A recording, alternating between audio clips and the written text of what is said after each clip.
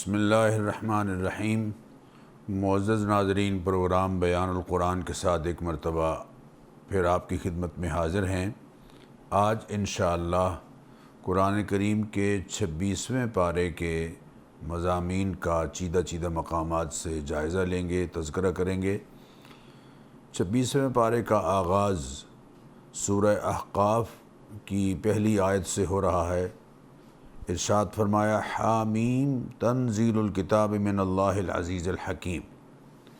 یہ قرآن کریم اس ذات کی جانب سے اتارا گیا ہے، نازل کیا گیا ہے کہ جو نہایت غالب ہے اور خوب حکمت والا ہے۔ ما خلقنا السماوات والارض وما بینہما الا بالحق واجل مسمی۔ آسمان و زمین اور ان کے درمیان جو کچھ ہے اسے ہم نے یقیناً ایک مقصد کے تحت حق کے ساتھ اور وقت مقرر کے لیے پیدا کیا ہے۔ اس کے بعد معزز ناظرین جو اگلی 3 آیات ہیں، میں بغیر کسی تبصرے کے ان کا ترجمہ ذکر کر دیتا ہوں۔ آپ خود جائزہ لیں گے کہ ان آیات میں اللہ تعالیٰ نے کیا فرمایا ہے۔ قل، اے حبیب صلی اللہ علیہ وسلم آپ کہہ دیجئے، ارأیتم، بھلا بتاؤ تو صحیح، ما تدعون من دون اللہ، جن کو تم اللہ تعالیٰ کے سوا پکارتے ہو، ارونی ماذا خلقوا من الارض، مجھے دکھاؤ کہ انہوں نے زمین میں کیا پیدا کیا ہے۔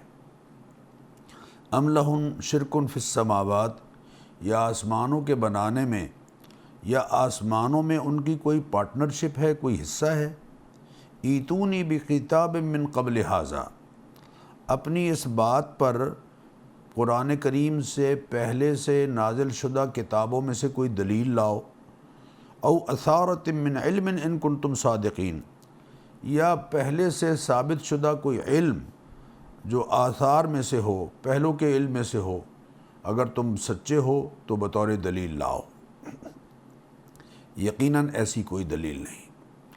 ومن اضل ممن يدعو من دون اللہ، اور اس شخص سے زیادہ گمراہ کون ہو سکتا ہے جو اللہ تعالیٰ کے سوا ان کو پکارتا ہے، من لا يستجیب له الى یوم القیامہ، جو قیامت تک اس کی بات کا جواب نہیں دے سکتے۔ وہم عن دعائہم غافلون، اور وہ ان کی پکار سے، ان کے بلانے سے، ان کے پکارنے سے غافل ہیں۔ وَإِذَا حُشِرَ النَّاسُ، اور جب لوگ قیامت کے روز میدان حشر میں اکٹھے کیے جائیں گے، كَانُوا لَهُمْ أَعْدَاءً، تو جن کو انہوں نے اپنا پکارنے کے لیے مقرر کر رکھا تھا وہ ان کے دشمن ہو جائیں گے۔ وَكَانُوا بِعِبَادَتِهِمْ كَافِرِينَ، اور وہ ان کی عبادت سے انکار کریں گے کہ ہمارا ان کے ساتھ کوئی تعلق نہیں۔ اب آپ بہت بہتر سمجھ سکتے ہیں کہ یہ جواب اور سوال اور اللہ تعالیٰ کے حضور میں ان پوجنے والوں سے اور پکارنے والوں سے برات کا اظہار پتھر نہیں کریں گے۔ پتھر تو بے جان ہیں۔ یقینی بات ہے کوئی ایسی ہستیاں ہیں جن کو پکارا جاتا تھا، لیکن کل قیامت کے دن وہ اللہ تعالیٰ کے حضور میں کسی طرح کا ان لوگوں کے بارے میں، ان کے حق میں کوئی بات نہیں کریں گے، بلکہ ان کی اس ساری حرکتوں سے بالکل انکار کریں گے۔ معزز ناظرین، اس کے بعد اللہ تعالیٰ نے قرآن کریم کی عظمت کا ذکر فرمایا ہے، اور ساتھ میں اولاد کے 2 طبقات اللہ تعالیٰ نے یہاں ذکر فرمائے ہیں۔ فرمایا وَوَصَّيْنَا الْإِنسَانَ بِوَالِدَيْهِ إِحْسَانًا، ہم نے انسان کو والدین کے ساتھ حسن سلوک کرنے کی بڑی تاکید کی ہے۔ حَمَلَتْهُ أُمُّهُ كُرْهًا وَوَضَعَتْهُ كُرْهًا، اس کی ماں اسے اٹھائی پھرتی ہے تکلیف در تکلیف کے ساتھ، اور جب جنتی ہے تو یقیناً ایک بڑے مشکل اور تکلیف سے گزرتی ہے۔ وَحَمْلُهُ وَفِصَالُهُ 30 شهرًا، اور اس کی پریگننسی کا عرصہ اور اس کے دودھ چھڑانے کی مدت جو ہے وہ قریباً 30 مہینے ہوتی ہے۔ یعنی منیمم جو مدت ہے حمل کی وہ 6 مہینے اگر شمار کریں، اور دوسرے مقام پر اللہ تعالیٰ نے دودھ کے لیے 2 سال مقرر کیے ہیں، تو یہ 30 مہینے اس طرح سے ہو جاتے ہیں، پورے ہو جاتے ہیں۔ حتیٰ اذا بلغ اشدہ، جب وہ بچہ اپنی جوانی کی قوتوں کو پہنچتا ہے، وبلغ 40 سنۃ، یا 40 سال کی عمر کو پہنچتا ہے، تو اب 2 طرح کی اولاد ہے، ذرا غور کیجئے۔ ایک وہ بیٹا ہے یا بیٹی ہے جو اللہ تعالیٰ سے عرض کرتا ہے، اوزعنی ان اشکر نعمتک التی انعمت علی وعلی والدی، اے اللہ مجھے توفیق دے کہ میں ان نعمتوں کا شکر ادا کروں جو تو نے مجھ پہ کی ہیں اور میرے ماں باپ پہ کی ہیں، وان اعمل صالحا ترضاہ، اور مجھے توفیق دے کہ میں وہ عمل کروں جو تجھے پسند ہوں، واصلح لی فی ذریتی، اور میرے لیے میری اولاد میں بھی اصلاح کر دے، انی تبت الیک وانی من المسلمین، میں تیری طرف توبہ کرتا ہوں اور میں بلا شبہ مسلمانوں میں سے ہوں، تیرے فرمانبرداروں میں سے ہوں۔ ایک تو یہ اولاد ہے جو ماں باپ کے لیے دعا کرتی ہے، اولاد کے لیے دعا کرتی ہے، اور توبہ کا اور اللہ تعالیٰ کے حضور میں جھک جانے اور سرنڈر ہونے کا اقرار کرتی ہے۔ اس اولاد کے لیے انعام کیا ہے؟ پورے قرآن کریم میں ناظرین کسی اور مقام پر یہ انعام آپ کو نہیں ملے گا جو یہاں فرمانبردار اولاد کے لیے اللہ تعالیٰ ذکر فرما رہے ہیں۔ فرمایا اولئک الذین نتقبل عنہم احسن ما عملوا، ان کے نیک اعمال کو یقیناً ہم قبول کریں گے۔ سبحان اللہ، اچھے اعمال جو کریں گے وہ ہم قبول کریں گے، ونتجاوز عن سیئاتہم، اور ان کی برائیوں سے ہم درگزر کریں گے، اور فی اصحاب الجنہ، یہ جنتیوں میں ہوں گے۔ یہ 3 باتیں فرمانبردار اولاد کو بشارت دی جا رہی ہے۔ ایک تو یہ کہ نیک اعمال قبول ہوں گے، دوسرے گناہوں سے درگزر کیا جائے گا، اور تیسرے یہ جنت میں جائیں گے۔ وعد الصدق الذی کانوا یوعدون، یہ سچا وعدہ ہے جو ان کے ساتھ کیا گیا تھا، اللہ کی طرف سے وہ وعدہ۔ اللہ فرماتے ہیں جو وعدے ان کو دیے جاتے تھے ان میں سے یہ سچا وعدہ ہے جو اللہ ان سے کر رہا ہے۔ تو کتنی بڑی بشارت ہے فرمانبردار اولاد کے لیے۔ 3 انعامات اللہ یہاں ذکر فرما رہے ہیں، اور یہ ایسا وعدہ ہے جو اللہ فرما رہے ہیں سچا وعدہ ہے۔ دوسری طرف نافرمان اولاد ہے، والذی قال لوالدیہ اف لکما، جو اپنے ماں باپ سے کہتے ہیں کہ بڑا افسوس ہے آپ لوگوں پر، اتعداننی ان اخرج وقد خلت القرون من قبلی، مجھے ڈراتے رہتے ہو کہ میں دوبارہ قبر سے نکالا جاؤں گا، حالانکہ مجھ سے پہلے بڑے لوگ گزر چکے ہیں، کوئی ان میں سے واپس نہیں آیا۔ وہما یستغیثان اللہ، اور وہ اس کے سامنے ہاتھ جوڑ جوڑ کے اللہ سے فریاد کرتے ہوئے کہتے ہیں ویلک آمن، اور تیرا خانہ خراب ہو، انسان بن جا، ایمان لے آ، ان وعد اللہ حق، اللہ کا وعدہ سچا ہے۔ فیقول ما ھذا الا اساطیر الاولین، لیکن وہ باغی اور سرکش ایسا ہے کہ وہ کہتا ہے کہ یہ پرانے قصے ہیں جو تم مجھے سناتے رہتے ہو، میں ان پر ایمان نہیں لاتا۔ تو اللہ تعالیٰ فرما رہے ہیں اولئک الذین حق علیہم القول، یہ طبقہ وہ ہے کہ جس پر اللہ کا فیصلہ یقیناً جاری ہوگا، انہم کانوا خاسرین، یہ لوگ یقیناً خسارہ پانے والے میں سے۔ یہ اولاد کا طبقہ بہت خسارے میں جانے والا ہے۔ اللہ ہمیں فرما بردار اولاد بنائے اور ہماری اولادوں کو اپنا اور اپنے حبیب کریم علیہ السلام کا اور ماں باپ کا فرما بردار بنائے۔ وَلِكُلٍّ دَرَجَاتٌ مِّمَّا عَمِلُوا، اللہ فرماتے ہیں کہ کل قیامت کے دن تمہارے اعمال کے مطابق اللہ تمہیں درجے عطا فرمائیں گے۔ وَلِيُوَفِّيَهُمْ أَعْمَالَهُمْ وَهُمْ لَا يُظْلَمُونَ، اور ہر ایک کو جو اس کے عمل کے مطابق درجے ملیں گے اس کے اعمال کا پورا پورا بدلہ اللہ تعالیٰ عطا فرمائیں گے، اور کسی کے ساتھ کسی طرح کی زیادتی اور حق تلفی یقیناً نہیں ہوگی۔ معزز ناظرین، اس کے بعد اللہ تعالیٰ نے ذکر فرمایا اس صورت کے آخر میں کہ محبوب کریم علیہ الصلاۃ والتسلیمات جو بطن نخلہ، وادی نخلہ میں قرآن کریم کی فجر کی نماز کے دوران تلاوت کر رہے تھے، تو جنات کی ایک جماعت گزری اور وہ رک گئی، اور حضور اکرم صلی اللہ علیہ وسلم کا قرآن کریم انہوں نے سنا، اور فلما حضروہ قالوا انصتوا، جب وہاں پہنچے قرآن کریم سننے کے لیے تو ایک دوسرے سے کہنے لگے کہ چپ ہو جاؤ۔ فلما قضیہ، جب تلاوت ختم ہوئی، ولوا الی قومہم منذرین، تو اپنی قوم کو خبردار کرنے والے اور ڈرانے والے بن کر ان کے پاس گئے اور اپنی قوم کو یہ کہا کہ یا قومنا انا سمعنا کتابا انزل من بعد موسیٰ مصدقا لما بین یدیہ، ہم نے آج ایک ایسی کتاب سنی ہے، اس کی تلاوت سنی ہے جو موسیٰ علیہ السلام کے بعد یعنی تورات کے بعد بڑی معروف اور اس کتاب کی پہلی کتابوں کی تصدیق کرنے والی ہے اور سیدھی راہ کی طرف ہدایت کرنے والی ہے۔ یا قومنا اجیبوا داعی اللہ، اے ایمان والو اللہ کے اس داعی کی بات کو قبول کر لو، وآمنوا بہ، اور ان پر ایمان لے آؤ، یغفر لکم من ذنوبکم ویجرکم من عذاب علیم۔ گویا یہاں سمجھ آ رہا ہے کہ نبی کریم علیہ الصلاۃ والتسلیمات کی ذات کریمہ پر، آپ کی نبوت و رسالت پر جنات بھی ایمان لائے۔ سورہ فتح کا آغاز ہو رہا ہے۔ نبی کریم علیہ الصلاۃ والتسلیمات مدینہ منورہ میں ہیں۔ یہ 6 ہجری کا واقعہ ہے۔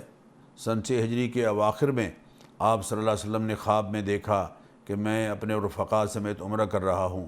عمرے کے لیے تیار ہوئے، 1400-1500 صحابہ آپ صلی اللہ علیہ وسلم کے ساتھ چلے، لیکن حدیبیہ کے مقام پر پہنچے تو کفار مکہ نے روک دیا۔ آپ صلی اللہ علیہ وسلم کی اونٹنی بیٹھ گئی اور اس طرح سے بیٹھ گئی کہ اٹھنے کا نام ہی نہیں لیتی۔ تو آپ صلی اللہ علیہ وسلم رک گئے اور کفار کی طرف سے یہ اطلاع ملی کہ وہ مسلمانوں کو عمرہ کرنے کے لیے اجازت نہیں دے رہے ہیں۔ آپ صلی اللہ علیہ وسلم نے حضرت عثمان کو بھیجا سفیر بنا کر۔ اتنی دیر میں یہ بات مشہور ہو گئی کہ حضرت عثمان رضی اللہ تعالیٰ عنہ کو کفار مکہ نے شہید کر دیا ہے۔ تو نبی کریم علیہ الصلاۃ والتسلیمات نے کہ حضرت عثمان کا ایک صحابی کا خون کتنا قیمتی ہے، بلکہ ایک مسلمان کا خون کتنا قیمتی ہے، کہ نبی کریم علیہ الصلاۃ والتسلیمات نے تمام صحابہ سے حضرت عثمان کے خون کا بدلہ لینے کے لیے جان قربان کرنے کی بیعت لی۔ اللہ اکبر! مسلمان کا خون معزز ناظرین بہت قیمتی ہے۔ آج کل خون مسلم بہت ارزاں ہو گیا ہے اور اس کی وجہ یہ ہے کہ امت میں امت پناہ نہیں رہا اور ہم مسلمانوں کی فکر سے اپنے آپ کو ایک طرح سے آزاد کر چکے ہیں۔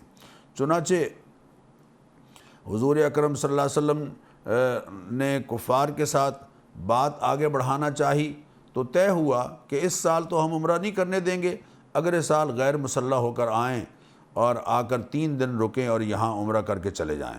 اور جو صلح حدیبیہ ہوئی اس میں بظاہر ایسے لگتا تھا کہ مسلمانوں نے مغلوب ہو کر ایسی شرائط پر بیعت کر لی ہے، صلح کر لی ہے کہ جو شرائط ان کے لیے بظاہر کمزور ہیں، لیکن حقیقت میں وہ صلح مسلمانوں کے لیے بہت بڑی فتح کی بشارت بن رہی تھی۔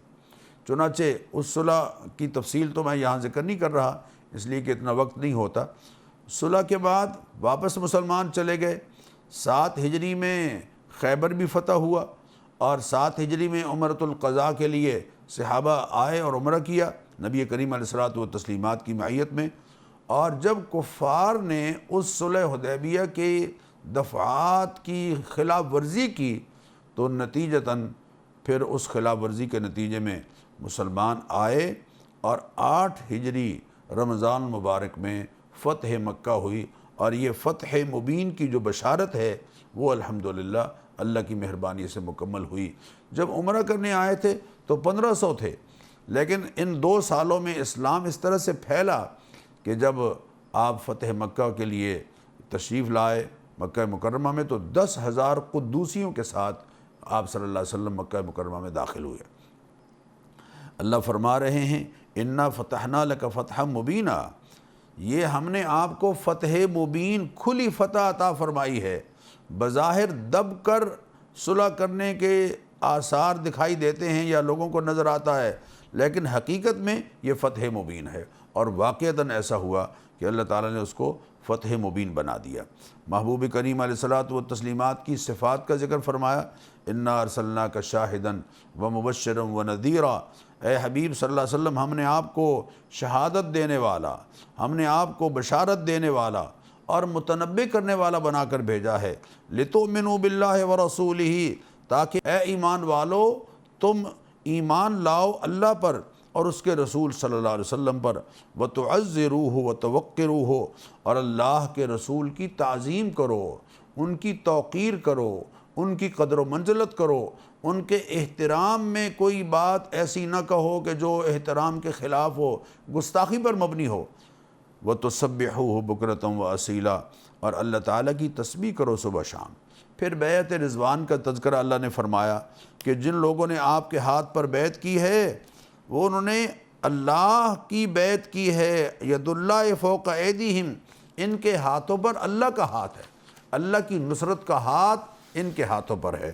پھر خاص طور پر الفاظ ذکر فرمائے بیعت کے، لقد رضی اللہ عن المؤمنین، ان صحابہ کو بشارت دی جا رہی ہے کہ جو اس بیعت میں شریک تھے کہ اے حبیب اللہ تعالیٰ راضی ہو گیا ان تمام ایمان والے صحابہ پر کہ جنہوں نے درخت کے نیچے، کیکر کے درخت کے نیچے جنہوں نے آپ کے ہاتھ پر بیعت کی ہے، فعلم ما فی قلوبہم، ان کے دلوں کی کیفیت کو اللہ تعالیٰ جانتا ہے، وانزل السکینۃ علیہم، اور اللہ نے خاص طور پر سکینت ان پر نازل فرمائی ہے، واصابہم فتحا قریبا، اور انعام کے طور پر انہیں فتح قریب عطا فرمائی ہے جو اس وقت مسلمانوں کے ذہن میں یقیناً نہیں تھی، لیکن اللہ تعالیٰ اس کو فتح مکہ کی صورت میں عطا فرمانے والے تھے، اور اس کی پھر بشارت بھی ذکر کر دی، اور ان صحابہ کا تذکرہ کرتے ہوئے فرمایا وَأَلْزَمَهُمْ كَلِمَةَ التَّقْوَى وَكَانُوا حَقَّ بِهَا وَأَهْلَهَا، یہ وہ لوگ ہیں کہ جن کے سینوں سے لا الہ الا اللہ محمد الرسول اللہ ہم نے چمٹا دیا ہے، اور ہماری نگاہ میں ان سے زیادہ اس کلمے کے حقدار اور اس کے اہل پوری کائنات میں نہیں تھے۔ حضور اکرم صلی اللہ علیہ وسلم نے خواب دیکھی اور کہ آپ فتح مکہ کے لیے آ رہے ہیں، تو اللہ فرما رہے ہیں لقد صدق اللہ رسولہ الرؤیا بالحق، اللہ تعالیٰ نے جو اپنے حبیب کو خواب دکھائی تھی آج اللہ اس کو سچ کر دکھا رہے ہیں۔ کیسے؟ لَتَدْخُلُنَّ الْمَسْجِدَ الْحَرَامَ إِنشَاءَ آمِنِينَ، تم مسجد حرام میں، مکہ مکرمہ میں پورے اطمینان کے ساتھ داخل ہوگے، محلقین رؤوسکم ومقصرین، چنانچہ اگلے سال عمرۃ القضاء کے لیے مسلمان آئے۔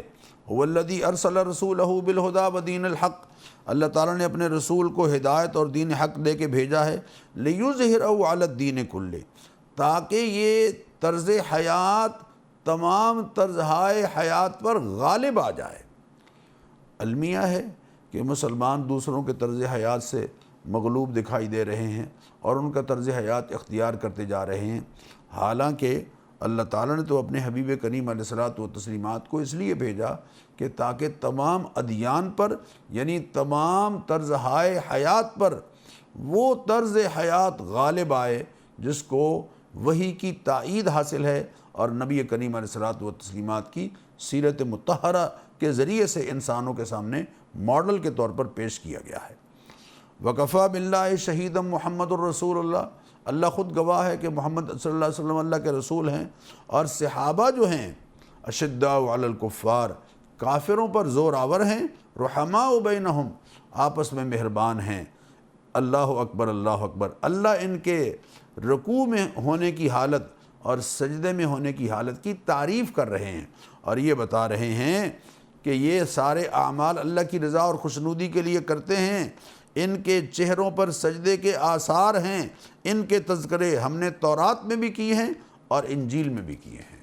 یہ وہ ساتھی ہیں نبی اکرم صلی اللہ علیہ وسلم کے جن کے فضائل خود اللہ تعالیٰ قرآن کریم میں بیان فرما رہے ہیں۔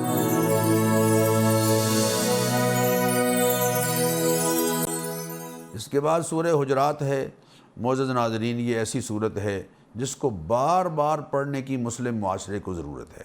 بالکل شروع میں آداب حبیب کریم علیہ الصلاۃ والتسلیمات سکھائے جا رہے ہیں۔ لا تقدموا بین یدی اللہ ورسولہ، اللہ اور اس کے رسول سے آگے مت بڑھو، وہ تعلیمات جو اللہ اور اس کے رسول نے عطا فرمائی ہیں ان تک محدود رہو، اپنے پاس سے دین میں ایجادات مت کرو، کیوں؟ اس لیے کہ اللہ تعالیٰ اور اس کے رسول سے آگے بڑھنے کا تمہیں حق نہیں ہے۔ اور پھر ادب یہ ایک اور بیان فرمایا کہ لا ترفعوا اصواتکم فوق صوت النبی، محبوب کریم علیہ الصلوۃ والتسلیمات کی مجلس میں اگر تم موجود ہو تو آپ کی آواز سے تمہاری آواز اونچی نہیں ہونی چاہیے۔ ولا تجہروا لہ بالقول، اور ایک دوسرے کے ساتھ جب بات کرتے ہو تو پھر آپ کی محفل میں تمہاری آواز بلند نہیں ہونی چاہیے۔ آپ سے بھی مخاطب ہو تمہاری آواز بلند نہ ہو، اور ایک دوسرے سے مخاطب ہو آپ کی مجلس میں تب بھی تم آواز اپنی بلند نہیں کر سکتے۔ یہ آداب ہیں اللہ تعالیٰ بیان فرما رہے ہیں۔ فاسق اگر خبر دے تو پہلے اس کو اچھی طرح سے دیکھ لو کہ اس میں حقیقت کیا ہے۔ پھر صحابہ کی فضیلت بیان فرمائی کہ اے صحابہ، اللہ نے تمہارے لیے ایمان کو پسند کیا ہے اور تمہارے سینوں میں اسے سجا دیا ہے، اور تمہارے لیے کفر اور نافرمانی اور فسق اللہ نے اس کو یقیناً ناپسند کیا ہے۔ مسلمانوں کے درمیان صلح کرانے کا حکم دیا گیا ہے، اور یہ بتایا گیا کہ مسلمان آپس میں بھائی بھائی ہیں۔ اس کے بعد جو دوسرا رکوع ہے معاشرتی حوالے سے بڑا اہم ہے۔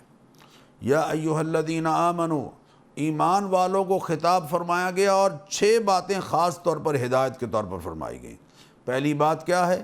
لا یسخر قوم من قوم، کوئی کسی کا مذاق نہ اڑائے، نہ مرد مردوں کا مذاق اڑائیں، نہ عورتیں عورتوں کا مذاق اڑائیں۔ ہو سکتا ہے اللہ تعالیٰ کے ہاں جس کا تم مذاق اڑا رہے ہو وہ بہت بہتر ہو، کسی کے لباس اور کسی کی شکل و صورت کی بنیاد پر اس کا مذاق نہ اڑائیں، نہ مرد مذاق اڑائیں مردوں کا، اور نہ عورتیں عورتوں کا مذاق اڑائیں۔ اللہ اکبر! قرآن کریم میں دو مقامات ایسے ہیں جہاں عورتوں اور مردوں کو الگ الگ اللہ نے منشن کر کے ان کو ہدایت دی ہے، اور ان میں سے ایک یہ جگہ ہے وَلَا تَلْمِزُوا أَنفُسَكُمْ، اور دیکھو عیب نہ لگاؤ، ایک دوسرے کے پر عیب نہ لگاؤ۔ کوئی مسلمان ہو گیا ہے مسیحی برادری میں سے، اب جب تمہیں غصہ آتا ہے تو پھر اس کو مسیحی کہہ دیتے ہو، استغفر اللہ استغفر اللہ، یا اس طرح کے کوئی عیب اس کی طرف منسوب کر دیتے ہو، پہلے گناہ گار تھا اب توبہ کر لی ہے تو پھر اس کو کہتے رہتے ہو یہ بڑا شرابی سی، یہ فلاں سی، یہ فلانے دا پتر ہے۔ یہ باتیں لا تلمزوا انفسکم، عیب نہ لگاؤ، ولا تنابزوا بالالقاب، اور ایک دوسرے کو برے القاب سے یاد نہ کرو۔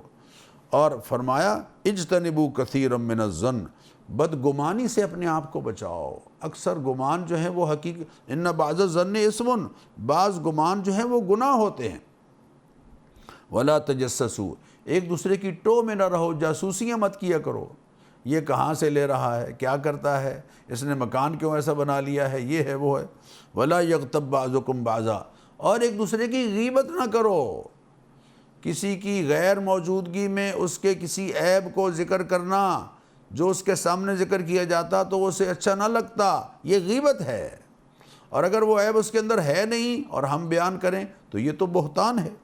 ایحب احدکم ان یأکل لحم اخیہ میتا فکرہتموہ، کیا تم اپنے سگے مردہ بھائی کا گوشت کھانا پسند کرو گے؟ یقیناً ناپسند کرو گے۔ تو غیبت تو اس سے بھی برا کام ہے۔ آپ نے فرمایا غیبت بدکاری سے بھی زیادہ بدتر ہے۔ اور معزز ناظرین، روزے کی حالت میں غیبت اور زیادہ ناپسندیدہ ہے، اور زیادہ ناپسندیدہ ہے۔ اور پہلے غیبت ہوتی تھی 2 افراد کے درمیان، اب غیبت ہو جاتی ہے لاکھوں کے درمیان۔ فیس بک پہ ڈال دیتے ہیں، اپنے جو ذرائع ابلاغ ہیں ان میں ڈال دیتے ہیں۔ انا للہ و انا الیہ راجعون۔ غیبت بہت بڑا عیب ہے، گناہ ہے۔ اس کے بعد فرمایا کہ ہم نے تمہارے قبائل بنائے ہیں اور تمہارے یہ جو پہچان کے لیے قومیں بنائی ہیں، قبیلے بنائی ہیں، یہ صرف پہچان کے لیے ہیں۔ اللہ کے ہاں وہی مقرب ہے جو تقوی والا ہے، وہ جتنا تقوی میں آگے بڑھے گا اتنا ہی اللہ تعالیٰ اس کو قرب عطا فرمائیں گے۔ کھرے مومن کون ہیں؟ انما المؤمنون الذین آمنوا باللہ ورسولہ، اللہ فرماتے ہیں کھرے مومن وہ ہیں جو اللہ پر ایمان لائے اور اس کے رسول پر ایمان لائے، ثم لم یرتابوا، پھر اپنے ایمان میں شک کی دراڑ نہیں آنے دیتے۔ شک نہیں آنا چاہیے، شک کی دراڑ ایمان اور ایمان کی کے نور کو مجروح کر کے رکھ دیتی ہے۔ وجاہدوا باموالہم وانفسہم فی سبیل اللہ، اور اللہ کے دیے ہوئے مال کے ساتھ، اپنی جانوں کے ساتھ اللہ کی راہ میں انہوں نے جہاد کیا۔ اولئک ھم الصادقون، یہ ہیں دین کے غلبے کی محنت کرنے والے، اپنے ایمان میں، اپنے دعوی ایمان میں حقیقی سچے یہ لوگ ہیں جو اپنے ایمان میں شک کو نہیں آنے دیتے اور اپنا مال، اپنی جان اللہ کے دین کے غلبے کے لیے کھپاتے ہیں، اس کی اشاعت کے لیے کھپاتے ہیں۔ اس کے بعد سورہ قاف ہے۔ سورہ قاف میں اللہ تعالیٰ انسان کے بارے میں فرما رہے ہیں کہ وَلَقَدْ خَلَقْنَا الْإِنسان، ہم نے انسان کو پیدا کیا ہے، وَنَعْلَمُ مَا تُوَسْوِسُ بِهِ نَفْسُهُ، اس کے جی میں جو وسوسے آتے ہیں ہم ان کو بھی جانتے ہیں۔ وَنَحْنُ أَقْرَبُ إِلَيْهِ مِنْ حَبْلِ الْوَرِيدِ، اور اس کی شارک سے بھی زیادہ ہم اس کے قریب ہیں۔ ہم نے کرامن کاتبین کی صورت میں اس کے دائیں اور بائیں دو لکھنے والے کاتب بٹھا دیے ہیں۔ مَا يَلْفِظُ مِنْ قَوْلٍ إِلَّا لَدَيْهِ رَقِيبٌ عَتِيدٌ، زبان سے جو لفظ بھی نکالتا ہے تو ایک کڑا نگران، ایک قریب رہنے والا نگران فوراً تیار رہتا ہے اس کو لکھنے کے لیے۔ اللہ اکبر۔ معزز ناظرین، جس فرد کا یہ ایمان ہو کہ میری ہر بات ریکارڈ ہو رہی ہے اور ایک کڑا نگران میری ہر بات کو لکھ رہا ہے، وہ اپنی زبان سے کیسی غلط بات کہہ سکتا ہے؟ اللہ فرماتے ہیں وَقَالَ قَرِينُهُ هَذَا مَا لَدَيَّ عَتِيدٌ، ایک دن ایسا آئے گا جب یہی لکھنے والا فرشتہ اللہ تعالیٰ سے عرض کرے گا کہ یا اللہ، میرے پاس جو اس کا ریکارڈ تھا میں اس کو آپ کے دربار میں حاضر کرتا ہوں۔ اس کے بعد پھر اللہ تعالیٰ نے قرآن کریم کے بارے میں فرمایا کہ قرآن کریم میں جو واقعات ہیں، ان فی ذلک لذکری لمن کان لہ قلب او القی السمع وہو شہید، یہ سامان عبرت اس کے لیے ہیں کہ جو آگاہ دل رکھتا ہے، جو سوچ و فکر اور غور و فکر کی صلاحیت رکھتا ہے، او القی السمع وہو شہید، اور پھر پوری توجہ کے ساتھ کان دھر کے اللہ کی بات کو سنتا ہے، یقیناً اس سننے والے کے لیے اور غور و فکر کرنے والے کے لیے اس قرآن کریم میں بڑے نصیحت کے سامان ہیں۔ نماز کے بارے میں خاص طور پر حکم فرمایا فَاصْبِرْ عَلَىٰ مَا يَقُولُونَ، اے حبیب یہ جو آپ کو جو کچھ کہتے رہتے ہیں ان کی جانب سے صبر کیجئے۔ وَسَبِّحْ بِحَمْدِ رَبِّكَ قَبْلَ طُلُوعِ الشَّمْسِ، اور سورج طلوع ہونے سے پہلے اللہ تعالیٰ کی حمد و ثنا کیجئے۔ فجر کی نماز آ گئی۔ وَقَبْلَ الْغُرُوبِ، اور سورج غروب ہونے سے پہلے اللہ کی حمد و ثنا کیجئے، اس میں عصر بھی آ گئی، مغرب بھی آ گئی۔ وَمِنَ اللَّيْلِ فَسَبِّحُوا، اور رات کو بھی اللہ کی تسبیح بیان کیجئے، اس میں عشاء بھی آ گئی، تہجد بھی آ گیا۔ اور آخر میں سورت کے فرمایا فَذَكِّرْ بِالْقُرْآنِ مَنْ يَخَافُ وَعِيدِ، وعید اس قرآن کریم کے ذریعے سے ان لوگوں کو نصیحت کرتے رہیے جو میرے عذاب کی وعید سے ڈرتے ہیں، اللہ کا ڈر جن کے دلوں میں موجود ہے۔ اور معزز ناظرین، پارے کی جو آخری صورت ہے، جو 2 رکوع اس میں یہاں آئیں گے اور تیسرا رکوع اگلے پارے میں ہے، وہ ہے سورہ زاریات۔ اس صورت میں اللہ تعالیٰ قسم کر کے ہواؤں کی قسم کے ساتھ اللہ تعالیٰ ذکر فرما رہے ہیں کہ انما توعدون لصادق، جس کے بارے میں تمہیں ڈرایا جاتا ہے میدان حشر اور قیامت، یقیناً وہ واقع ہونے والی ہے اور وہ سچ ہے۔ وَإِنَّ الدِّينَ لَوَاقِعٌ، اور تمہارے اعمال کا ضرور بالضرور بدلہ ملنے والا ہے۔ اللہ تعالیٰ ایمان والوں کی اور متقین کی صفات بیان فرما رہے ہیں۔ ان المتقین فی جنات وعیون، متقین لوگ اللہ تعالیٰ کے باغوں اور چشموں میں ہوں گے، آخذین ما آتاہم ربہم، لے رہے ہوں گے جو عطا فرمائیں گے اللہ تعالیٰ انہیں، اپنے رب کی جانب سے جو ان کو عطا ہونے والا ہوگا وہ اس کو حاصل کرنے والے ہوں گے۔ انہم کانوا قبل ذلک محسنین، یہ ہیں متقین کی صفات جنہیں ہم نے اپنے اندر پیدا کرنا ہے۔ یہ ہیں ان لوگوں کی صفات جن کو اللہ جنت کی بشارت دے رہے ہیں۔ یقیناً یہ اگر صفات ہم اپنے اندر پیدا کریں گے تو یہ بشارتیں ہمیں بھی نصیب ہونے والی ہیں۔ کیا ہیں؟ انہم کانوا قبل ذلک محسنین، یہ لوگ اچھے اور معیاری کام کرنے والے۔ کانوا قلیلا من اللیل ما یہجعون، راتوں کو کم سونے والے، وبالاسحار ہم یستغفرون، سحری کے وقت استغفار کرنے والے، وفی اموالہم حق للسائل والمحروم، اور ان کے مالوں میں مانگنے والوں کا اور حاجت مندوں کا حق ہے۔ یہ سمجھتے تھے کہ ہمارے مال میں مانگنے والوں کا بھی حق ہے، سائلوں کا بھی حق ہے، اور جو محروم ہیں حاجت مند ہیں ان کا بھی حق ہے۔